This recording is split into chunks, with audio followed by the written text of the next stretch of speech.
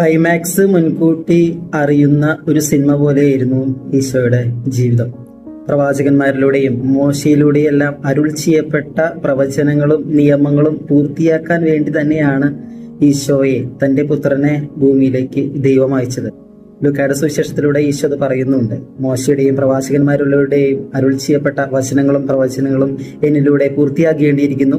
ദൈവപുത്രൻ പീഡകൾ സഹിച്ച് മരിക്കുകയും മൂന്നാം ദിവസം മരിച്ചവരിൽ നിന്ന് ഉദ്ധാനം ചെയ്യേണ്ടിയിരിക്കുന്നു എന്ന് ശിഷ്യന്മാരോട് ഈശോയോട് ചെയ്യുന്നുണ്ട്.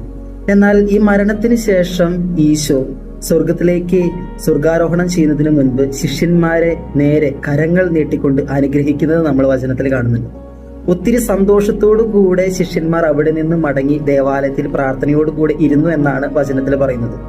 ഈശോ അവരെ അനുഗ്രഹിച്ച് മടങ്ങിപ്പോകുമ്പോൾ ഗുരുവിനെ നഷ്ടപ്പെട്ടെന്ന വേദനയോടുകൂടിയോ ഈശോയെ ഇനി കാണാൻ പറ്റില്ലെന്നോ, തങ്ങൾ സ്നേഹിച്ച തങ്ങളുടെ ഏറ്റവും പ്രിയപ്പെട്ട നാഥനെ ഇനി കാണാൻ പറ്റില്ലല്ലോ എന്ന ദുഃഖത്തോടു കൂടിയല്ല, ഒരുപാട് ആനന്ദത്തോടു കൂടി അവർ മടങ്ങിയെന്നാണ് വചനത്തിൽ പറയുന്നത്.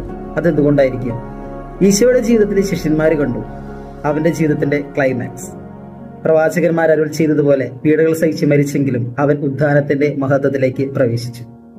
ശിഷ്യന്മാർക്കറിയായിരുന്നു, ഞങ്ങളെ തിരഞ്ഞെടുത്ത ഞങ്ങളുടെ ദൈവം ഉദ്ധിതനായെങ്കിൽ ഞങ്ങളും നാളെ എത്ര പീഡകൾ സഹിച്ചാലും അതേ ഉദ്ധാനത്തിൽ പങ്കാളികളാകുമെന്ന്.